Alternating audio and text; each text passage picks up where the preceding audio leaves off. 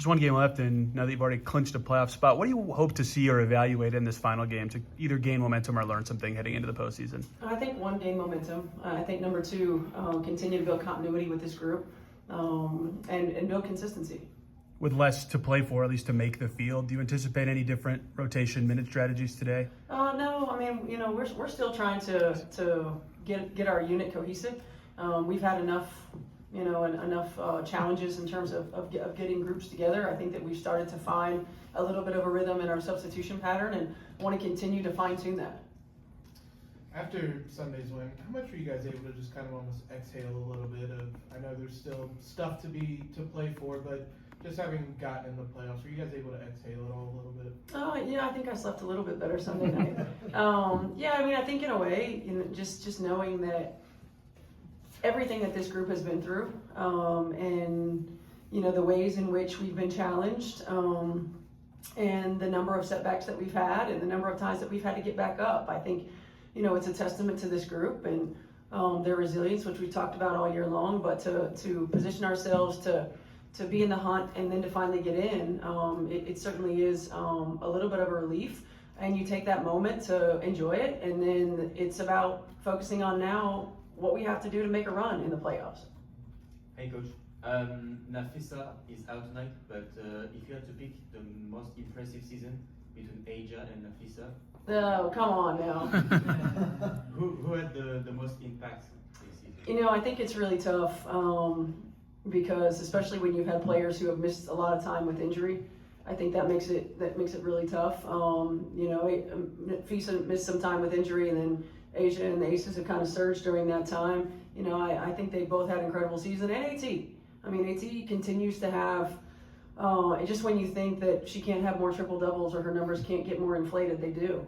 And all three of them can also be in for Defensive Player of the Year, right? All three of them could be up for Defensive Player of the Year as well. But I also think, let's not forget Kelsey Mitchell, right? What Kelsey Mitchell has done with this group, and every time we've had a setback, her numbers have just continued to get better. When you think about a player that's been most valuable to their franchise throughout the course of a season, Kelsey Mitchell's name has to be in there as well. One of the things that stood out about this group has been the hard play of everyone when they are out there. Mm-hmm. Thinking back to the start of the season, how have you seen that develop and become part of that identity that you talked about?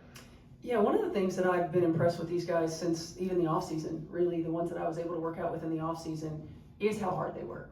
There's a work ethic and there's a work style, and to approach everything in the same way, to be so energetic, enthusiastic, and dedicated every day. And I felt that way in training camp too. There weren't any days where I had to bring that out of them.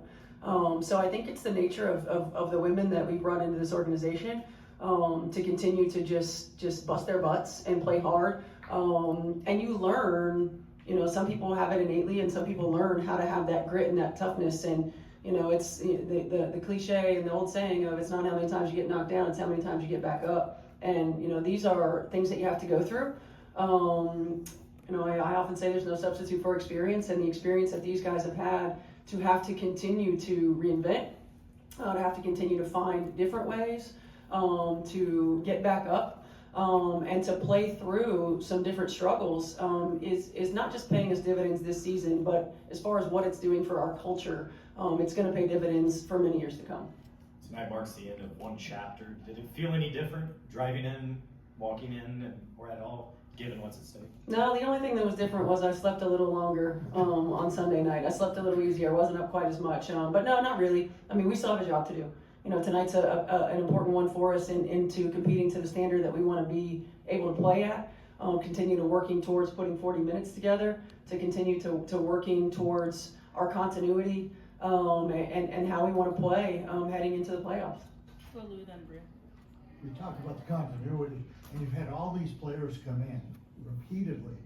Was there a time anywhere along the way you were worried about whether they could all blend that easily, as well as it's worked?